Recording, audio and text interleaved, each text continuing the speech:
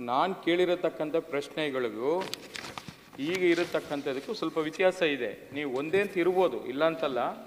ನಾನು ಕೇಳಿರತಕ್ಕಂಥದ್ದು, ಇವತ್ತು ನೀವು ಏನು ಆದೇಶ ಮಾಡಿದ್ದೀರಿ, ಈ ಮೀಟ್ರನ್ನ ಸ್ಮಾರ್ಟ್ ಮೀಟ್ರನ್ನ ಅಳವಡಿಸ್ಕೊಳ್ಬೇಕು ಅಂತ ಹೇಳಿ ಕಡ್ಡಾಯ ಮಾಡಿದ್ದೀರಲ್ಲ, ಅದಕ್ಕೆ ಆದೇಶ ಮಾಡಿದ್ದೀರಾ ನಿಮ್ಮ ಇಲಾಖೆಯಿಂದ?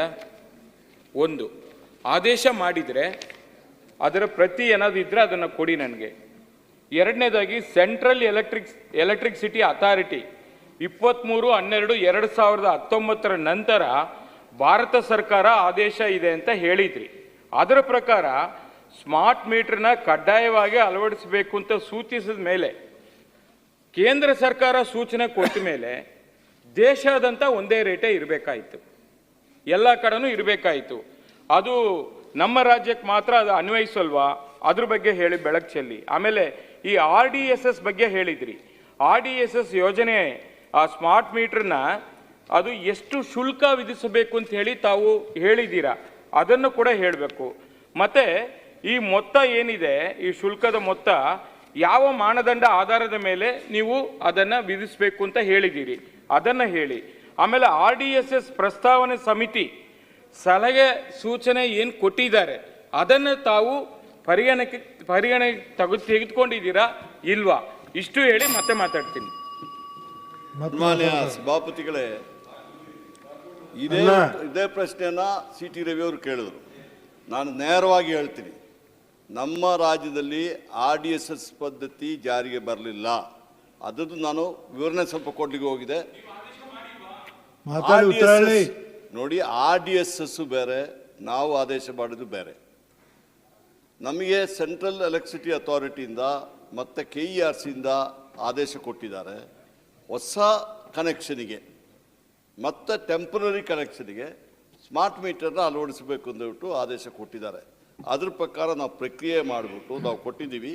ಅದೀಗ ಕೋರ್ಟಲ್ಲಿ ಇದು ನಡೀತಾ ಇದೆ. ಏನು CT ರವಿ ಅವರು ಏನು ಹೇಳಿದ್ದಾರೆ, ಅದಕ್ಕೆ ಏನು ಸಭಾಪತಿಗಳು ಹೇಳ್ತಾರೆ, ಅರ್ಧ ಗಂಟೆಯಲ್ಲಿ ಆ ಕೋರ್ಟ್ದ ಆದಮೇಲೆ ಇದಕ್ಕೆಲ್ಲ ನಾನು ಉತ್ತರ ಕೊಡ್ತೀನಿ. ಕೇಳೋ ಪ್ರಶ್ನೆಗೆ ಉತ್ತರ ಕೊಡಿ. ಈ ಕೋರ್ಟಲ್ಲಿ ಅದು ಇರಲಿ. ಕೋರ್ಟಲ್ಲಿ ಕೂಡ ನೋಡಿ, ಅದನ್ನೇ ಹೇಳ್ಬಿಡ್ತೀನಿ. ಕೋರ್ಟಲ್ಲಿ ಏನು ಹೇಳಿದ್ದಾರೆ ಅಂತ ಕೂಡ ಹೇಳ್ತೀನಿ ನಿಮಗೆ. ನೋಡಿ, ನಮ್ಮ ಜಯಲಕ್ಷ್ಮಿನ ಒಂದು ಗ್ರಾಹಕರು ಸಭಾಪತಿಗಳೇ ಕೋರ್ಟಲ್ಲಿ ಒಂದು PIL ಆಗ್ತಾರೆ. ಅಲ್ಲಿ ಆಗಲೇ ನ್ಯಾಯಮೂರ್ತಿಗಳು, ಆಗಲೇ ನಾಗಪ್ರಸನ್ನ ಬೆಂಚು, ಜನಸಾಮಾನ್ಯರ ಮೇಲೆ ದುಬಾರಿ ದರದಲ್ಲಿ ಸುಳಿಗೆ ಮಾಡಬೇಡಿ, ಆ ಮೀಟರ್ನ ಕಡ್ಡಾಯ ಮಾಡುತ್ತಿರುವ ಬಗ್ಗೆ ಆತಂಕವನ್ನು ವ್ಯಕ್ತಪಡಿಸಿದ್ದಾರೆ. ಕೋರ್ಟಲ್ಲಿ ಕೂಡ ಆತಂಕವನ್ನು ವ್ಯಕ್ತಪಡಿಸಿದ್ದಾರೆ. ನಾನು CT ರವಿ ಅವರ ಪ್ರಶ್ನೆಗೆ ಹೇಳಿದ್ದೀನಿ, ಕೋರ್ಟಿಂದ ಯಾವುದೇ ಆದೇಶ ನಮಗೆ ಬರಲಿಲ್ಲ. ಕೋರ್ಟು ಕೇಳಿ ಒಂದು ನಿಮಿಷ, ಜಡ್ಜಿಮೆಂಟನ್ನ ರಿಸರ್ವ್ ಮಾಡಿ ಇಟ್ಟಿದ್ದಾರೆ.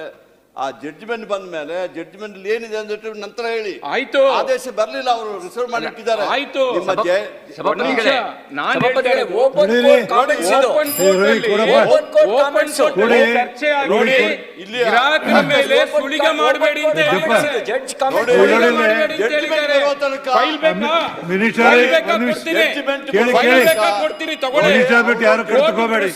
ಹೇಳ್ತಾ ಇದ್ದೀನಿ ನಾನು.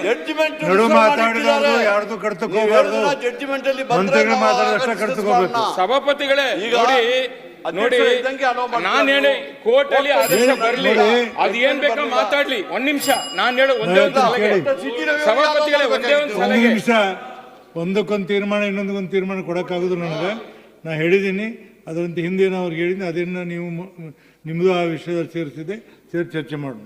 ಅಲ್ಲ, ಅದ್ರವರೆಗೂ ಅದು ಮಾಡಿ ಚರ್ಚೆ ಮಾಡಿ. ಇಲ್ಲ ಅಂತ ಈಗ ಜನಸಾಮಾನ್ಯರ ಮೇಲೆ ದೌರ್ಜನ್ಯ ಆಗ್ತಾ ಇದೆ, ಜನಸಾಮಾನ್ಯರ ಮೇಲೆ ದೌರ್ಜನ್ಯ ಆಗ್ತಾ ಇದೆ. ನಿಮ್ ತಿಪ್ಪಣ ಒಂದು ಸದನ ಸಮಿತಿ ಮಾಡಿ.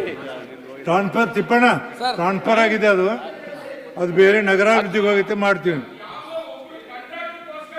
ಇಲ್ಲ ಸರ್ಕಾರ ಇಷ್ಟೊಂದು ಒತ್ತು ಕೊಡೋದು ಯಾಕೆ? ಕಾಂಟ್ರಾಕ್ಟರ್ಗೋಸ್ಕರ ಯಾಕೆ ಇಷ್ಟೊಂದು ಮಾಡಬೇಕು? ಅದನ್ನ ಹೇಳ್ಬೇಕಲ್ಲ. ಏನು ಓಪನ್ ಅಲ್ಲ, ನಮ್ಗೆ ಇಷ್ಟು ಬೇಕಾಯ್ತು, ಅದಕ್ಕೋಸ್ಕರ ಮಾಡ್ಕೊಂಡು